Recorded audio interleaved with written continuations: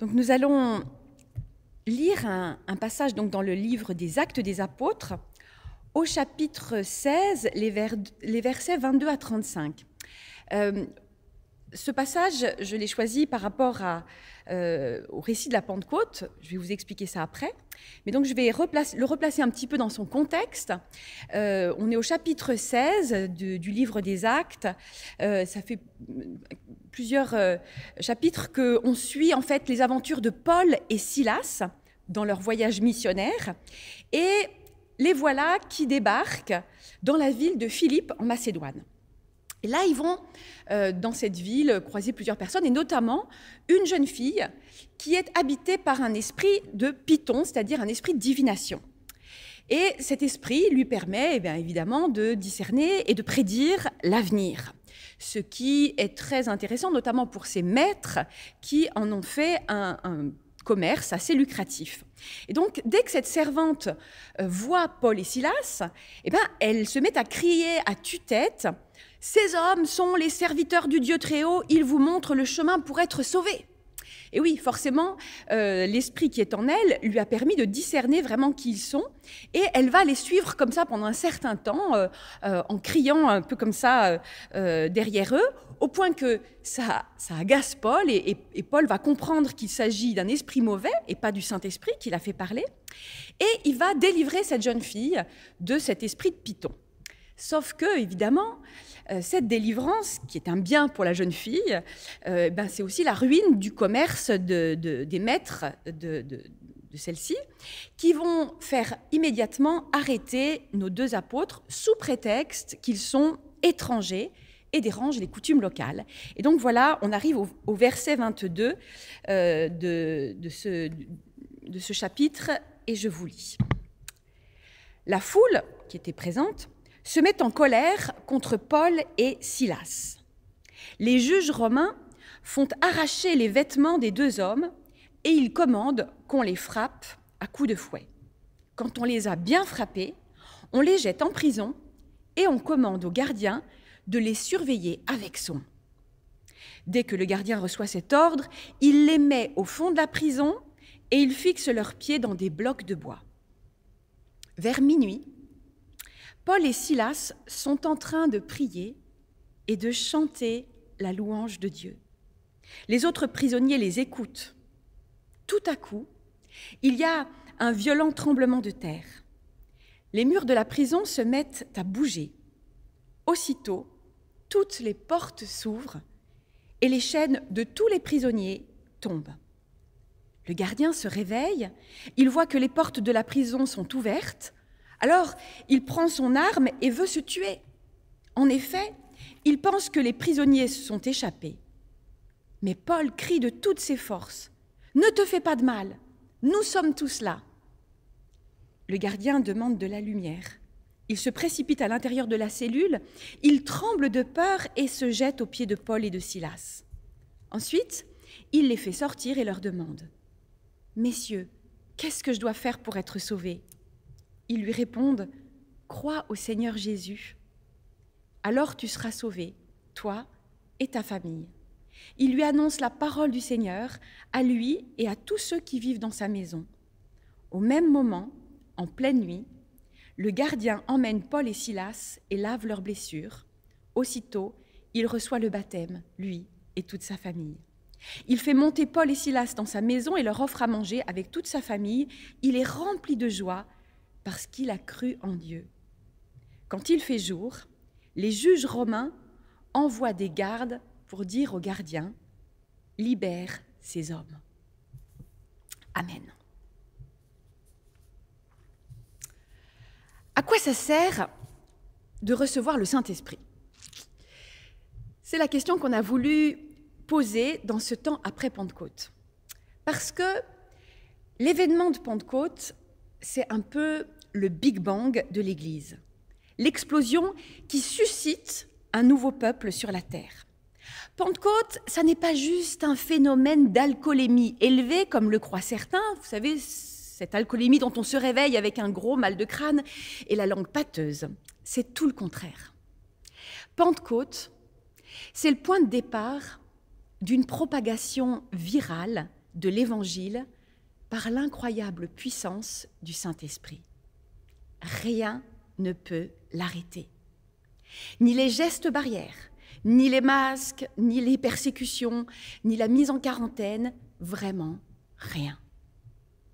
Et ce qui me frappe à chaque fois que je relis le livre des Actes des Apôtres, c'est de voir à quel point la puissance du Saint-Esprit a changé les disciples.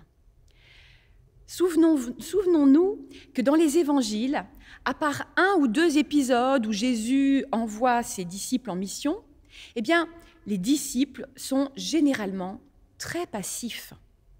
Ils suivent Jésus, ils écoutent Jésus, ils posent quelques questions, souvent pas les bonnes d'ailleurs, ils assurent l'intendance, pas toujours de la bonne manière, mais c'est à peu près tout. Après la Pentecôte, c'est la révolution. C'est comme s'ils avaient changé de logiciel. Ils louent, ils prêchent, ils enseignent, ils guérissent, ils baptisent, ils chassent les esprits mauvais, ils passent à l'action.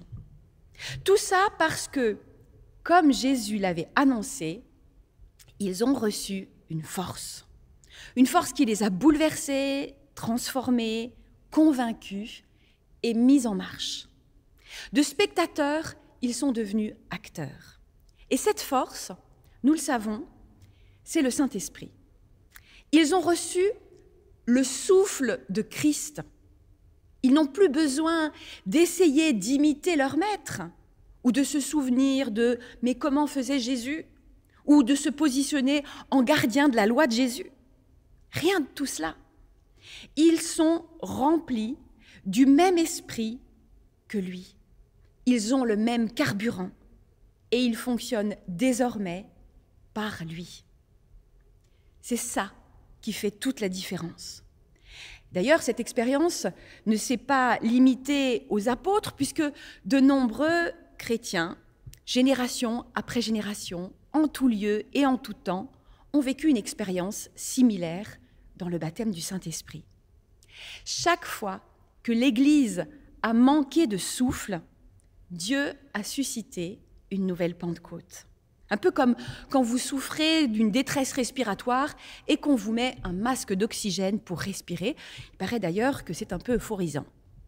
Ce qui nous intéresse maintenant, ce n'est pas tant le phénomène en soi, mais c'est bien de voir tout ce que ça va produire. Parce que le baptême du Saint-Esprit, on peut faire des grands discours et des super témoignages sur la manière dont ça s'est passé, soit qu'on est tombé à la renverse, ou en pleurs, ou bien en fou rire, ou en extase.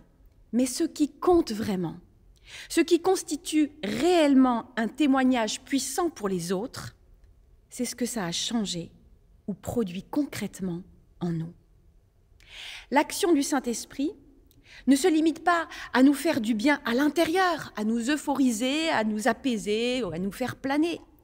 L'action du Saint-Esprit, c'est de nous enthousiasmer au sens étymologique du terme, c'est-à-dire de mettre Dieu en nous, pour nous mettre en mouvement, pour nous faire sortir de nos précarés, franchir nos barrières, nos frontières, etc.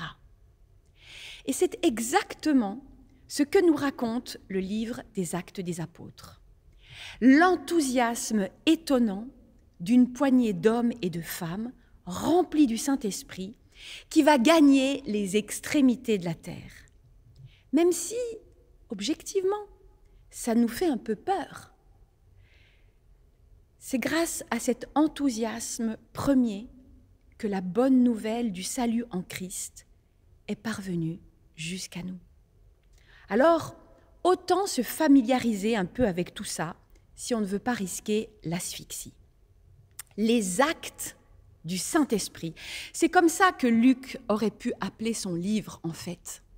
Et c'est ça qui va nous tenir en haleine pendant les dimanches qui viennent.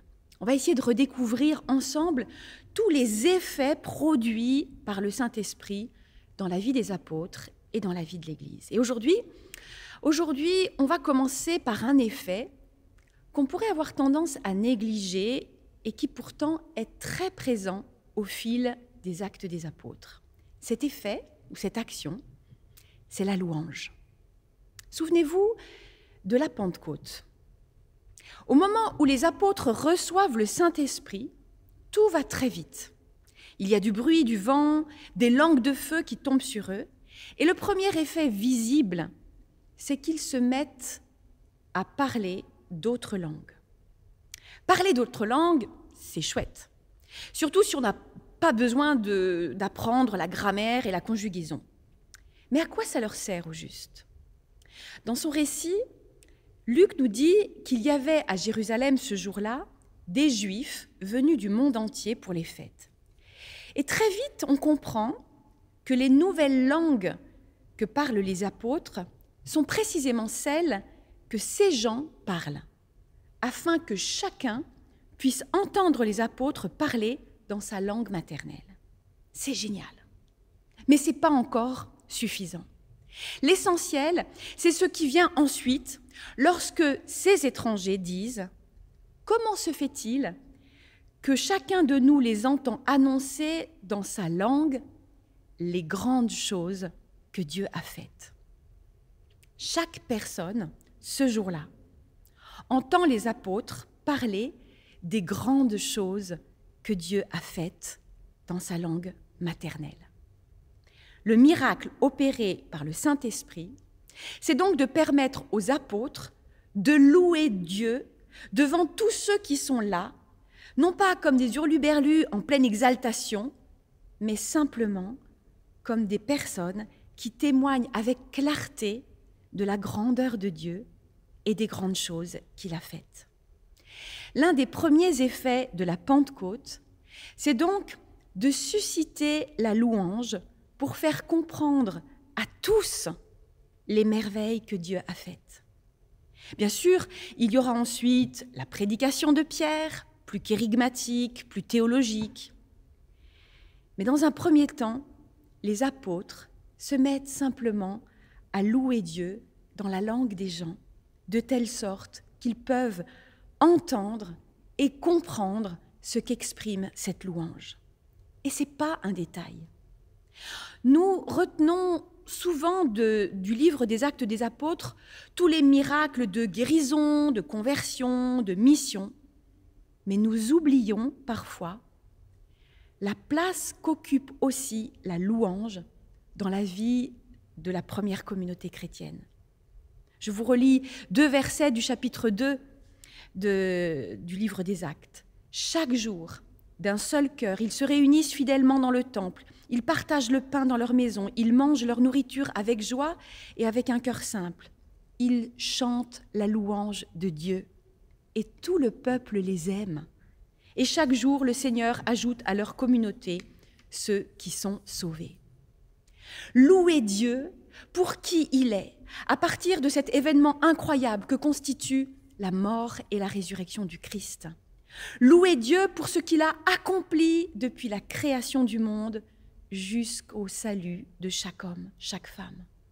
Louer Dieu pour la manière dont il s'est révélé à nous, au monde, malgré toutes les oppositions et les rejets. Louer Dieu pour partager au monde ses merveilles. Cette louange, directement inspirée par le Saint-Esprit, elle va jouer un rôle essentiel dans la vie de l'Église. Elle est à la fois un signe de la vitalité et de l'action du Saint-Esprit au milieu de son peuple. Et ça n'est pas pour rien que tous les grands réveils de l'Église ont été accompagnés d'un renouveau de la louange, avec notamment la création de chants nouveaux.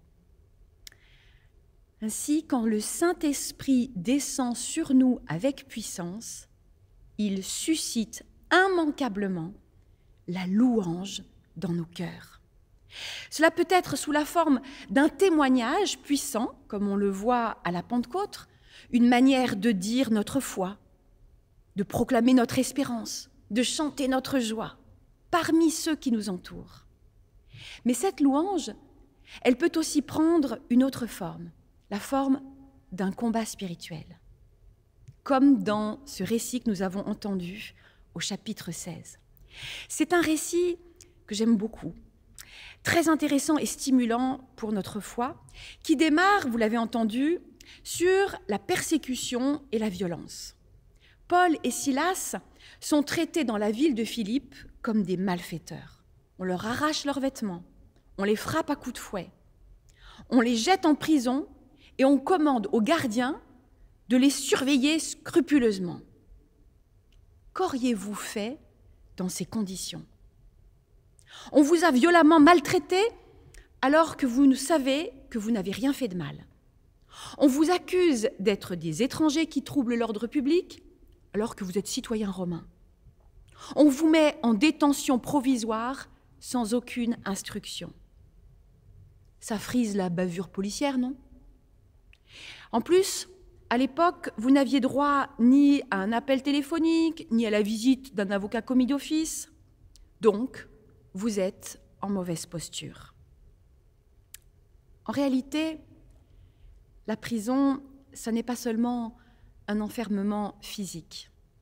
Cela peut être aussi une forme d'enfermement de l'âme, à cause de l'angoisse, de la peur, du sentiment d'injustice, de la colère.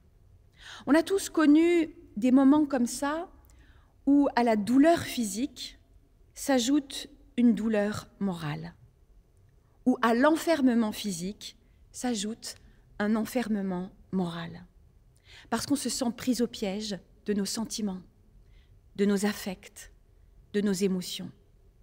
Ça peut donner lieu pour certains à des crises de panique, pour d'autres à un mutisme soudain, ou encore à une très forte colère. Les plus audacieux canalisent tout ça, sans doute en cherchant un plan d'évasion. Mais Paul et Silas, dans cette situation, remplis du Saint-Esprit, vont déployer une toute autre audace. Ils se mettent à prier et à chanter les louanges de Dieu dans la prison. Au cœur de l'épreuve, le corps encore douloureux des coups qu'ils ont pris, des bleus plein l'âme et le dos, ils élèvent la voix pour louer Dieu. Ils ne crient pas à Dieu leur détresse, leur révolte, leur sentiment d'injustice. Non, ils louent Dieu au cœur de la détresse. Sans doute que dans cette louange, ils se souviennent de toutes les fois où Dieu est intervenu pour eux, ou bien de ce que le Christ lui-même a vécu dans sa passion par amour pour eux. Sans doute qu'ils chantent des hymnes qui font mémoire de la fidélité de Dieu pour les siens. C'est le Saint-Esprit qui inspire leur chant. Et leur louange est tellement puissante que la terre se met à trembler et que les chaînes vont tomber. Vous pensez peut-être que tout ça, c'est un peu enjolivé, qu'il faut lire entre les lignes, prendre de la hauteur. Moi, je crois que c'est la vérité. La vérité, c'est que dans les situations d'enfermement, ce qui fait réellement la différence, ça n'est pas le fait d'avoir un bon avocat ou un bon alibi. Ce qui fait la différence, c'est de croire qu'il y a un Dieu qui non seulement veut nous sortir de là, mais également le peut. De proclamer qu'il y a un Dieu qui nous aime au point d'accepter de se pencher pour nous sauver. De chanter qu'il y a un Dieu qui peut faire sauter les verrous des prisons, ici et maintenant. Il faut être dingue pour croire tout ça, oui, sûrement. Mais voilà à quoi ça sert d'avoir reçu une bonne dose de Saint-Esprit. La louange que Paul et Silas élèvent dans la prison est non seulement un témoignage très fort pour les autres prisonniers, mais c'est aussi une forme de résistance contre l'enfermement, contre le désespoir, contre l'injustice. Dans leur louange, les deux apôtres convoquent Dieu, l'appellent à manifester son autorité, à prendre sa place souveraine au cœur de ce monde. Et c'est ça qui va changer la donne. La terre tremble, les chaînes tombent. La prison est transformée en temple, lieu saint de la présence de Dieu. Remplie du Saint-Esprit, la louange de Paul et Silas a fait tomber les chaînes de tous les prisonniers Et dans un second temps, elle va faire aussi tomber les chaînes du gardien de la prison qui est prêt à se donner la mort parce que, en réalité, lui aussi, il est prisonnier. Prisonnier du système carcéral, prisonnier d'une loi qui considère que s'il n'a pas fait correctement son travail en laissant des prisonniers s'échapper, il n'est pas digne de vivre, prisonnier de la peur. C'est une vraie louange de combat dont il est question ici. Je ne sais pas si vous avez déjà eu l'occasion d'en faire l'expérience. Il y a des moments dans nos vies où, comme Paul et Silas, nous sommes enchaînés. Cela peut être avec des chaînes réelles, mais de nos jours, c'est assez rare quand même. En revanche, il y a des tas de chaînes qui ne sont pas visibles, mais qui fonctionnent très bien en nous. Des interdits conscients ou inconscients qui pèsent sur nous, des malédictions qui nous bloquent, des mauvais choix qu'on a faits, des restrictions qu'on s'impose injustement, des échecs qui sont devenus une loi pour nous, des peurs qui nous paralysent. Et puis, il y a aussi ces situations conflictuelles avec les autres, dans notre famille, peut-être dans notre boulot, qui font que l'oppression peut aussi sembler venir de l'extérieur. Les choses nous paraissent bloquées. Nous ne savons plus comment les débloquer. Dans toutes ces situations, la louange n'est pas forcément la posture qui nous vient le plus naturellement à l'esprit. On voudrait plutôt se plaindre, réclamer justice ou vengeance, crier notre désespoir, appeler à l'aide. Mais quand le Saint-Esprit vient sur nous, c'est souvent par la louange qu'il fait tomber nos chaînes, comme pour Paul et Silas. Parce que la louange est un acte délibéré qui invite Dieu à prendre sa juste place dans nos vies et qui nous permet aussi de prendre vraiment la nôtre en tant que fils et filles de Dieu. Choisir de louer Dieu dans nos prisons, c'est une manière de quitter nos prisons et de manifester notre liberté. Car Dieu est au-delà de nos frontières, de nos limites, de toutes les barrières qui nous tiennent captifs quelque part. Et c'est au cœur de nos détresses qu'il veut manifester sa grandeur, son amour, la force de son esprit face à nos ennemis. Quand nous le louons, Dieu vient dans notre esprit et dans notre âme faire tomber les chaînes injustes, élargir les piquets de notre tente et manifester sa justice. Il nous libère. Frères et sœurs, ne négligeons pas le pouvoir de la louange dans nos vies et dans toutes les prisons de nos âmes. Car là où Dieu est élevé avec force, le Saint-Esprit est à l'œuvre et tout peut arriver. Amen.